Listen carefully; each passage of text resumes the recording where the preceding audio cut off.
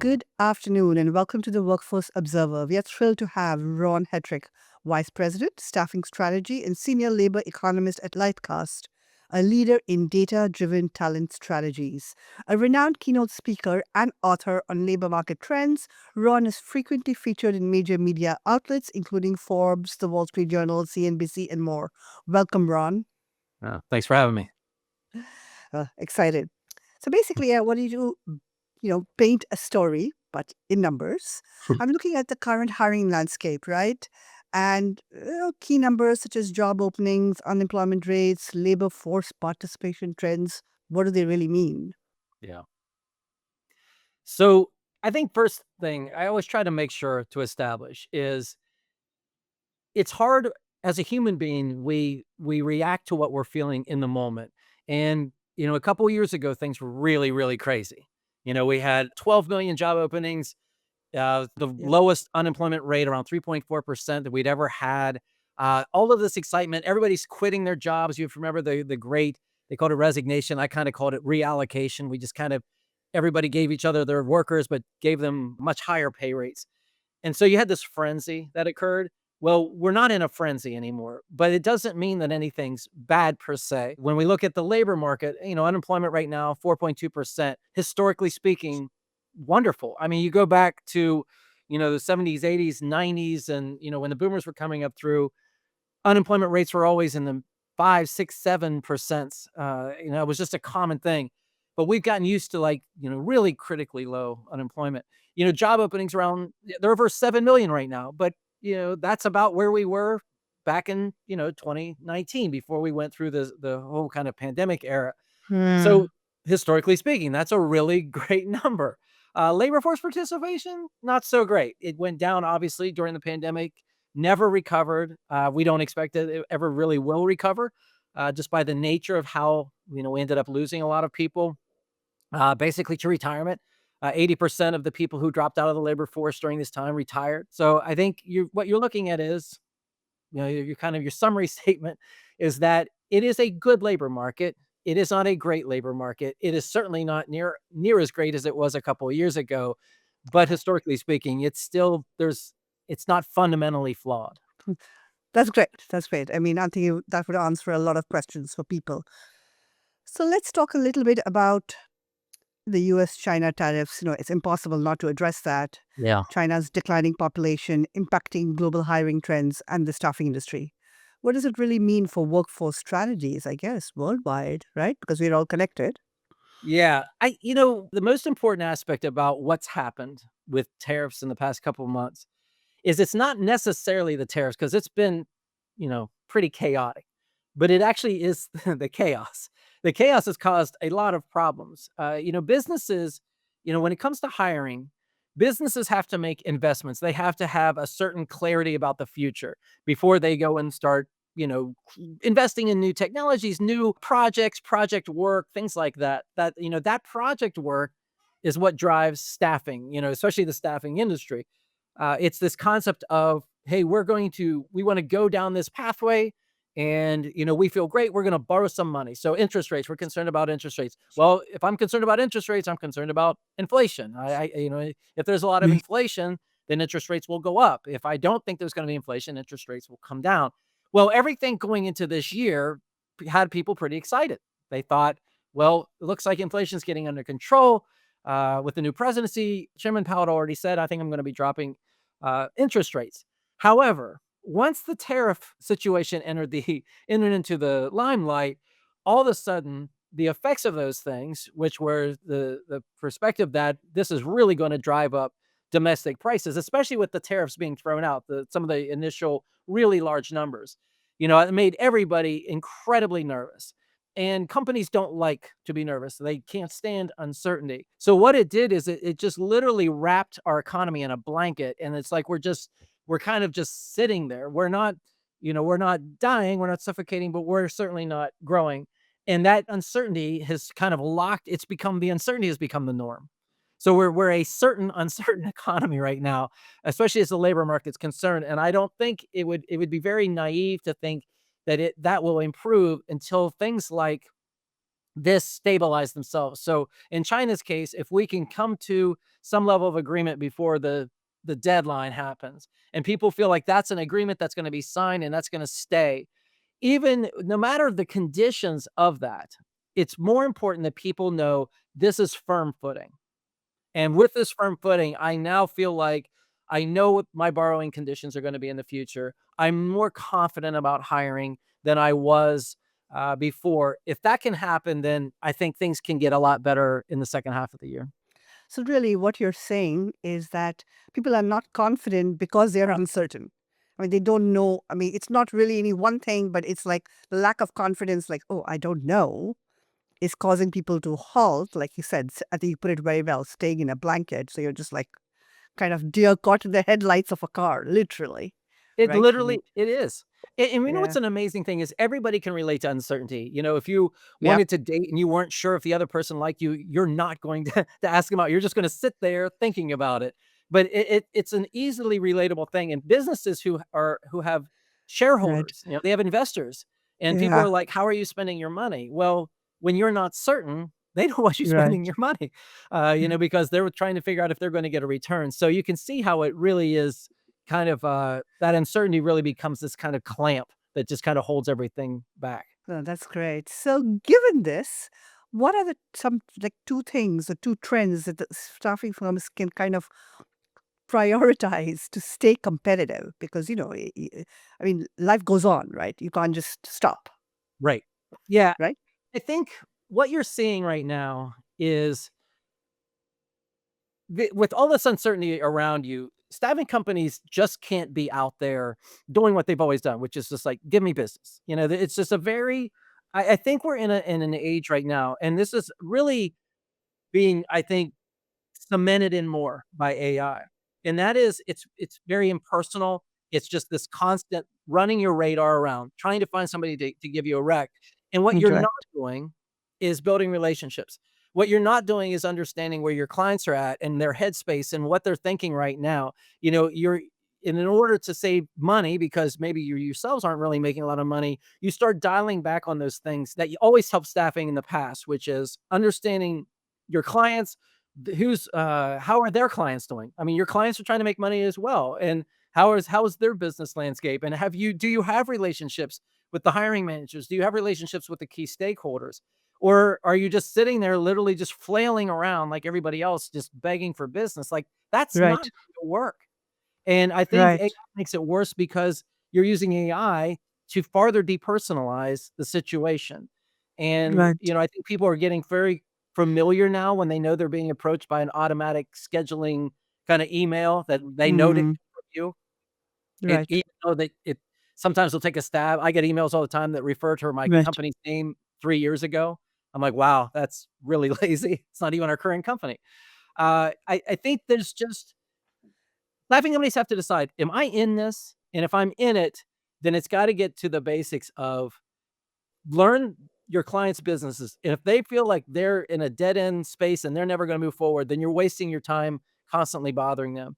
Figure out the ones who, you know, there's some industries, there's some products that aren't cyclical, that aren't dependent on tariffs. Like you still need to eat, you still need to do certain things.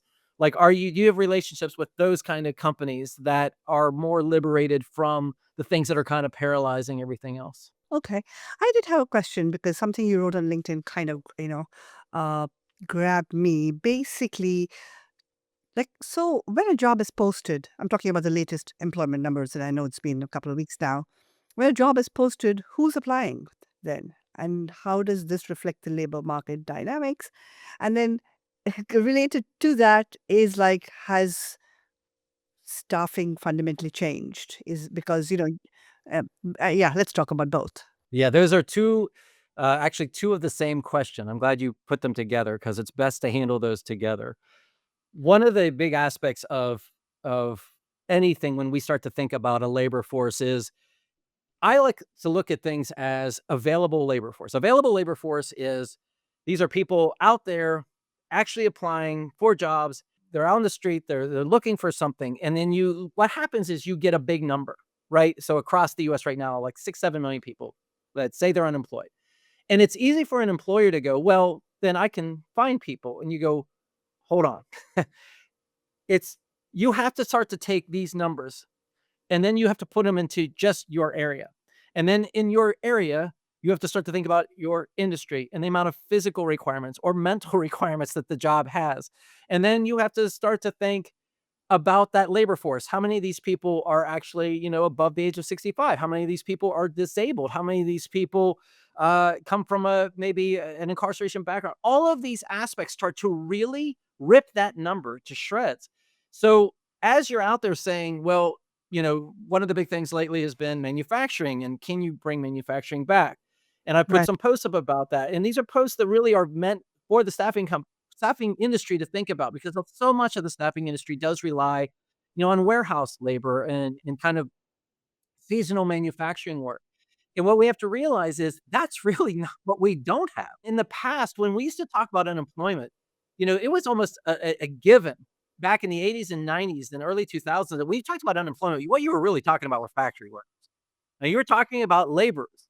But if we look now at the unemployment rate for people who say they're laborers, I mean, we're talking pretty much at historical low levels, just fluctuating around historical low levels.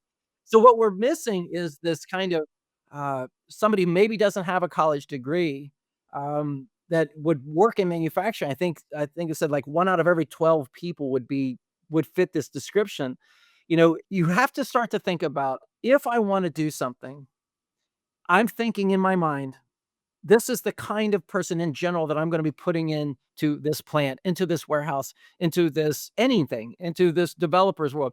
Who typically fits those profiles? And you immediately start taking certain groups out. Well, they can't be kids. I mean, they're gonna have to have a degree if that's the case.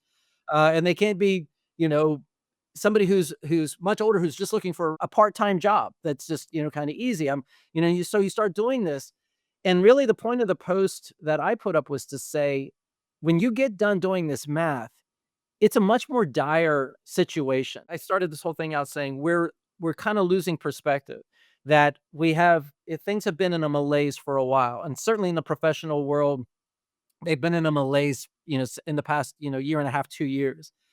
But don't mistake that malaise for genuine weakness in a labor market, or else you're gonna be like, "I can't find people," or, "Hey, I'm gonna let these people go.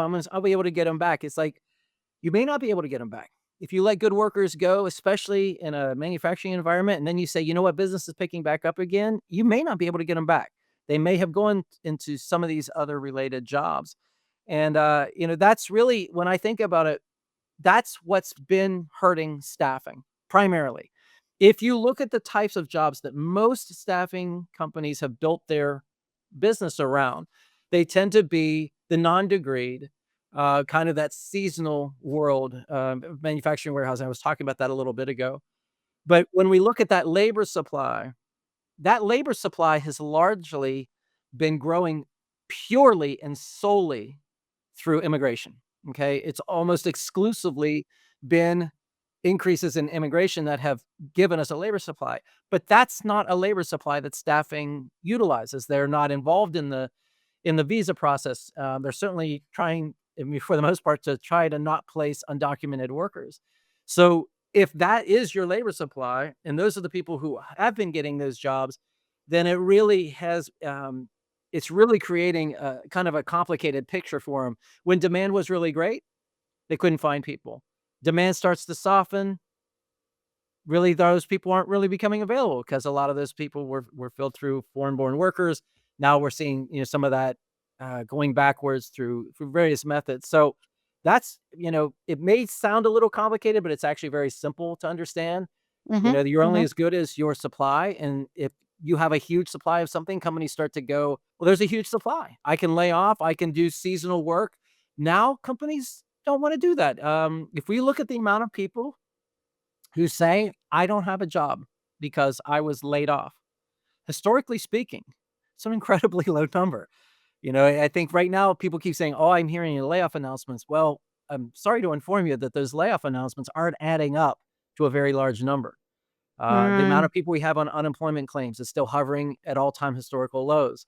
Uh, it's just a profound aspect of we are going through a cosmic shift demographically, and it's not as they say, it's not your parents' economy anymore. So, what about white collar workers. There is this whole thing in the media about, oh, they're all clinging to their jobs because Yeah, I bet they should. yeah. Oh, you're like, they should. Okay. Yeah. I will tell you this, I have been something I'm gonna be posting on shortly. There is just almost a catastrophic, messaging problem happening in this country right now. Okay. If you ask a young person going into college, what major do they think will most likely lead to success? The number one answer is finance, business degrees. Business finance degrees are dominating the degrees that we give. 1 out of every 5, college graduating seniors has some level of a business degree, business, finance, marketing. If you look at who is not getting good outcomes, it's finance degrees. If Yeah. you look at the SHRM study that just came out, last week, said of all of the jobs they feel are going to be displaced or greatly hurt by AI, finance was number one, 20% of what the jobs they say were probably gonna get displaced by AI. It's also a job that's very easy to globalize. You can send these jobs all over the world. We are creating an enormous amount of people in a job that's starting to become more and more obsolete. Obsolete. Mm. And I think over the next 5 years could become greatly obsolete as we're pumping all of these people out of universities, thinking that this is a great option for them. The commercial banking sector in the US has been on a complete nosedive for a good year Yeah. and a half. Now, a lot of that was driven by interest rates, but during this time, they're investing in technologies, they're investing in things. I don't think they ever want to balloon their labor force back up again. I think finance's best days are well behind them. This could be my rock and roll is dead moment. I may be completely wrong, but I don't see a reason why you should see that industry experience a hiring renaissance. It doesn't make sense for where technology is going and where everything else is going. So, um, I think that is, it's one of in the professional world, obviously your mileage may vary. If you want to be successful healthcare professions, you're going to find a job. That's not a problem. You will have multiple offers. Nursing, we need nurses everywhere in this country. If you're in the hospitality industry, they're getting good outcomes. They're services jobs because we have an aging society that needs to be taken care of. There's all kinds of career fields out there. Engineering, we still don't have engineers here. I mean, we need engineers. IT, it's certain aspects of IT. Obviously, AI is still a big driver. Yes, we saw some layoffs, but that's only because companies went so overboard with AI, realized it was losing them a lot of money. So they started to pare back on the number of projects they were working on and decided just to focus on a couple. So they had to kind of ease up on their hiring with that. But these things are still valuable occupations. But I would say the business degrees, probably not. Be a teacher, be something. I mean, we need teachers. We need a lot of things that we don't see AI eminently really hurting. But I just feel like you're at a crossroads. And I tell people a lot when I speak that everything you've known for the past 30, 40 years is being turned completely upside down. So you got to change too. And that's okay. It just hurts in the meantime. Okay, so let's go to part two of the question, the disconnect between economy and staffing performance. So the biggest thing that drives professional staffing is project work. I talked earlier about interest rates. Back when, so let's go back to the heyday. So I started out in the staffing industry around Y2K, and it was an insane asylum. Like it was crazy. Companies, everything's going to the highest bidder. Why? Because I need to get all of my legacy code updated. And then once it's updated, I don't need you permanently, but I need all of this stuff made in Pascal and what was it?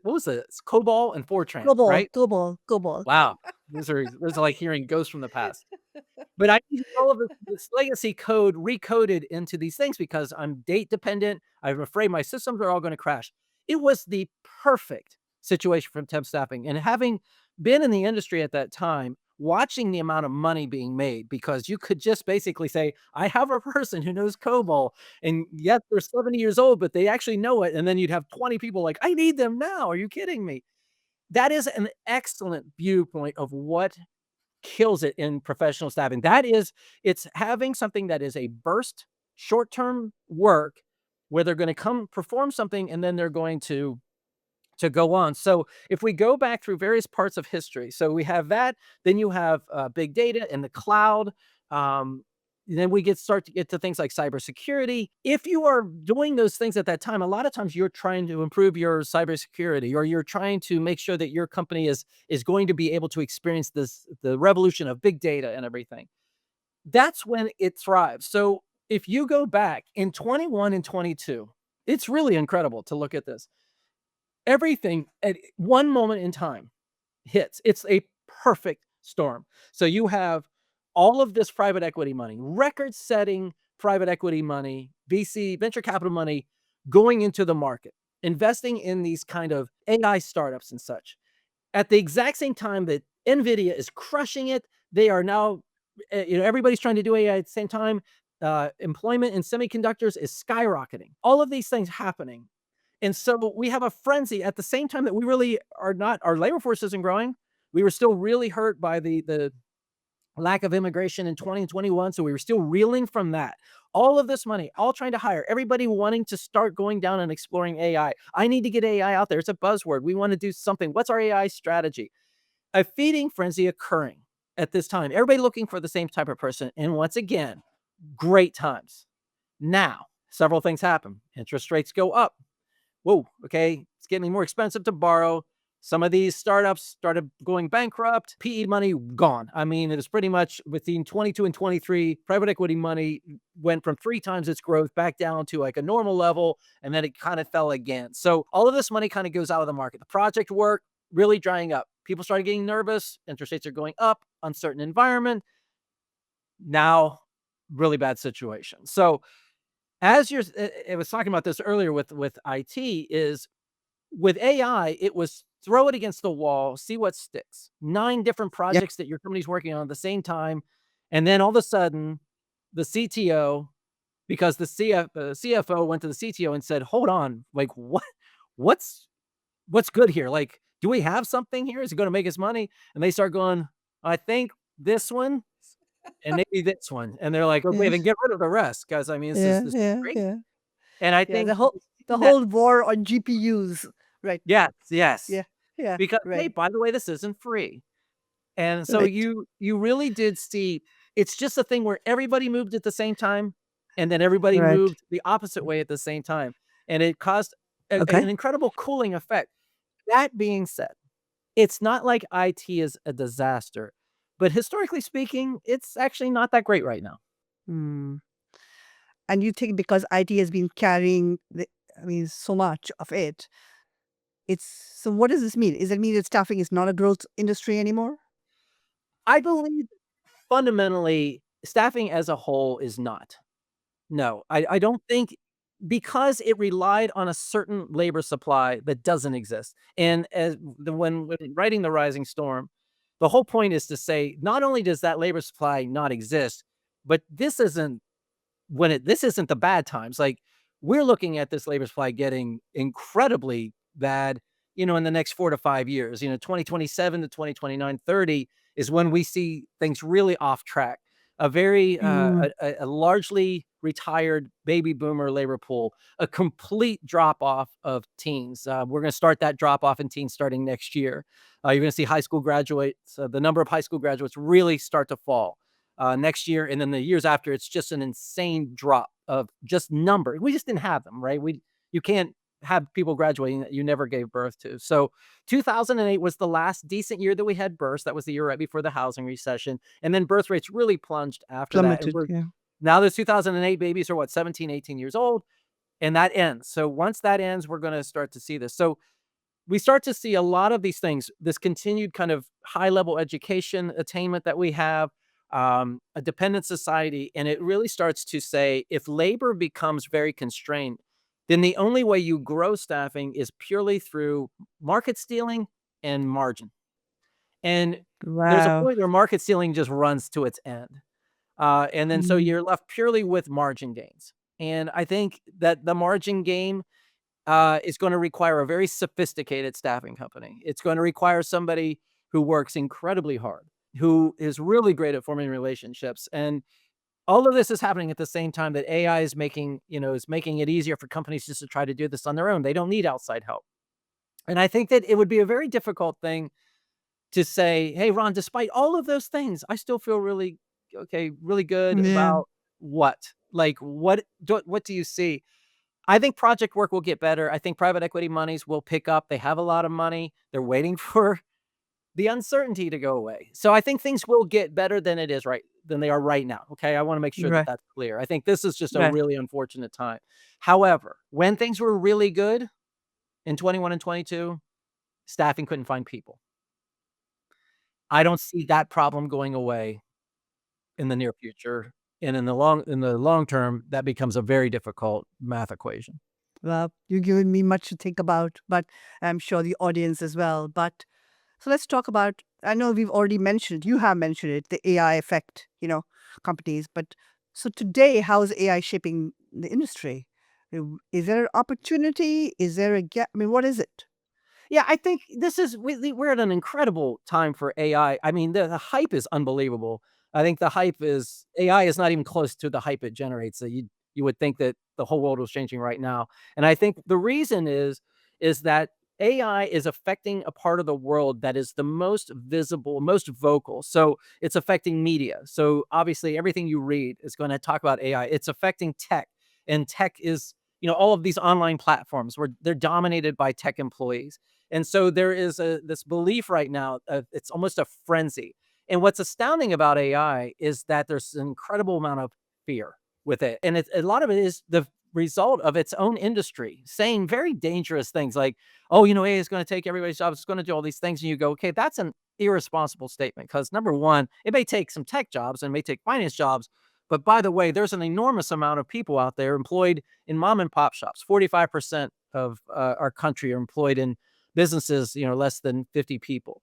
Big corporations only make up 23% of all employment here. And we see the biggest opportunities for AI and those kind of things. But your mom and pop shops, they don't care. In fact, they probably don't even know most of the stuff even exists. In healthcare, where they've tried to use it, it can help. It can help people do their jobs, but it doesn't take care of patients. And people are like, well, there's a robot thing can, take care of a patient. Like, yeah, and they're not even close to like being used wide scale. Japan abandoned their robot program for hospitals last year, the year before, because they were breaking so much and the nurses were spending so much time. If you go down the robotics path, we'll just put that to the side. I'm going to come back to AI. But if you go down that path, one of the hardest jobs we have filling in this country, top 10 hardest job to fill in this country are repair technicians. We don't have any repair technicians. So you're going to put more robots out there? Who's going to repair the robots? We can't even get repair technicians for apartment complexes, let alone for robotics, which is a much more complicated thing. And then you have AI. So right now, the big thing with AI is people are losing money like crazy. So OpenAI lost $5 billion last year or the year prior on $3 billion in revenue. Google, it's a long play. Amazon, it's a long play. They're losing a lot of money on it right now. But as they're doing this and as they're losing money, a lot of people keep coming out with things. And, somebody at a conference I was at last week said it's a race to the bottom. At the end of the day, probably most things that are AI are just going to be given away. It's just going to be free. Okay, well, if it's free and you can't make money in it, then the desire to continue to innovate in it also goes down because you have to figure out how is this going to make me money, not paint me a cool picture, not make my job easier, but how does it add revenue to my company? Because if AI just becomes a productivity tool, honestly, it's a much less sexy investment for companies. I think you can only squeeze so much productivity improvements out of things, and the early studies are it's squeezing very little. Will it get better? Yes, Interesting. but we've gotta be careful. We are so enamored with it that what we're not realizing is it's not changing a whole lot yet. It could change more in the future, but not if it's not a money maker. And so Got it. why is this so important? For what I was saying earlier, what's happening with IT staffing? It's not doing crazy. Unemployment rate in IT has been heading up in the past year. You're seeing companies already kind of chewing through it. They've already put something in. A lot of them are like, you know, we have it. Yeah, because it's cool to say we've got it. They're continuing to try to make it better. But this initial excitement, same thing we did with big data, same thing we did with cloud, same thing we did with personal computers. I watched a video from 1968 yesterday talking about how personal computers were going to take everybody's job and no one would be working anymore. That video was made in 1968. We have a tendency to just go so extreme in these things. But at some point, companies have to look at it and go, what am I getting for this? What do I gain? What do I lose? So let me take this back to staffing. What I'm getting incredibly concerned about is AI itself is starting to get easy to figure out. So you now know that you're getting an email that comes from AI, no matter how much people want to tell you. You can't even tell it's AI. It's like, yeah, you kind of can. And you go online and you see videos that were clearly created by AI. And you go, I'm kind of over them. Or you see articles that were auto generated by AI. And after you've read one or two of them, you realize, Mm. I don't think I want to read any of these articles anymore. They're so fake. The pictures are wrong. The story is lacking a plot. There's no excitement to it. It's just literally a statement of facts. And what's happening is they already know AI is kind of coming to the end of the things that it can consume. So now AI is just going to start reading from itself.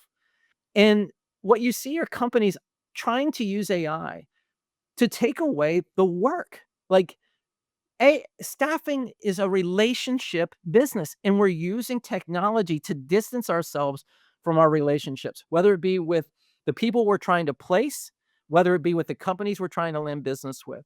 And I I'm hopeful that at some point the winners in staffing will be people who are like, look, I use AI to help us get to a candidate quicker. Somebody we want to interview faster because we're better now at seeing who we think is going to be available for a job. And hopefully the people who rely on it purely to try to do all the work, hopefully they all go away because there is no substitute for hard work. Never will be. And I could tell the person who used AI to come up with a summary of something versus somebody who wrote something already. And I see that this could get not better, as a lot of people theorize. I can see this getting a lot worse. The depersonalization, the sterilization, the lack of emotion, the distance. Staffing can't do this. It can't take everything away. So, given the demographic doubt, we're not having as many birds, given mismatches, who's going to be filling the jobs that we do have? Yeah, this is the biggest concern in writing. So not only did I write Rising Storm, but obviously demographic drought, and then another article called "Who's Going to Do the Work?" Because what we see is we have an aging society, and that society needs cared for, and they need healthcare. They spend their money differently. So as people age, they spend less, but they spend it on things that are let's say the things that don't really make a lot of people excited. Okay, it's not going to be the latest tech. It's going to be healthcare. It's going to be vacations. They need to eat. They want to eat. That's an important thing. And so one of the things we looked at is we said, okay, if the labor force of the U.S. is expected to grow by 6.2 million to 2033, and the great deal of that projected growth was going to be people over 65. So we'd say, well, that's 3.6 million. We'll take that out. Now we're kind of left with this remainder. Well, the 16 to 24-year-old labor force is actually shrinking by 2 million to 2033. So we're not going to have the entering labor force coming in. So take that out. So we're left with this core group of people. Well, 2/3 of those people are probably going to have college degrees, which leaves us 177,000 net new people every year to fill all of these jobs that keep society functioning. So you think about it. What jobs keep your society functioning? Well, food, everything that goes from putting something in the ground to cultivating it to processing, all these things, to grocery stores, restaurants, very people heavy and very non-degree. A lot of them franchise. They're not going to do AI or robotics. It doesn't even make sense for them. They're never going to be able to afford it or implement it on a small P&L. Then you go to things like, how about community service, cops, firefighters, auto mechanics, your people cut your hair, people take care of your pets. Also, not in the purveyance of technology. Could be assisted, yes, but we need people to do those roles. Okay, those are a couple 100,000 job openings right now. The first group was also about 400,000 or 500,000 job openings. Construction, people who can come fix your air conditioning, who can crawl up into your attic and find a leak in your roof. Also, jobs that cannot be AI or robot. That doesn't fit there. Hundreds of thousands of those kind of jobs, and we don't have those people. Period. So you literally don't have them. So what are you willing to sacrifice? And so something happens at that point. Either those jobs start to pay a lot more, and then people are like, look, Hmm. I'm not going to go to college. I'm going to get one of these jobs. Oh, I didn't even mention healthcare. But all of those aspects are things that we know we're going to have to do to keep society functioning. And at this time, you're also going to have like I said, the tech industries, all these other industries, with just so many options, automation and globalization, probably having less demand. So I think my concern is like if staffing can become a broker, that would be really, really great. Like if they could figure out take how can they identify where these things are seeing the biggest gaps? How can they create an experience, one where they can get great stories from people? Hey, we took somebody who had this degree and we put them into this kind of a job, and they really loved it so much that they're willing to tell that story to other people. And they start to create pathways that are very unconventional. But we get people and we get them excited about doing these other kind of jobs out of necessity, out of, because maybe the people don't have any options. They're going to have to do this. What can staffing do to broker those gaps? The other aspect is obviously we're very dependent on foreign born labor. In 2032, 2033, the US population will start to invert. Its native born population will start to invert. At that point, all of our growth comes through immigration. So how can staffing get involved in that? Because right now, through all the politics and everything else, um, that it's not an area they play. Certainly, a lot of people come in on visas. It's not an area they typically play. They come in undocumented, also an area that they're not going to play in, obvious reasons. But if we can get a more adult-like immigration policy, one where it's much more strategic, staffing could be a great broker in navigating that labor pool and getting those people employed and getting them into certain jobs. But that's gonna require we're talking fundamental changes, and I don't think people wanna hear that. I think people wanna hear, like, "Just tell me that things are gonna get good again." And I just can't do that. Well, but you did give us some, for the, you did give us some great numbers and a way to look at all of this. For that, I am very appreciative. Thank you so much. It was great to have you, and I'm sure we will be talking soon. Thank you. Alright, thank you. Take care.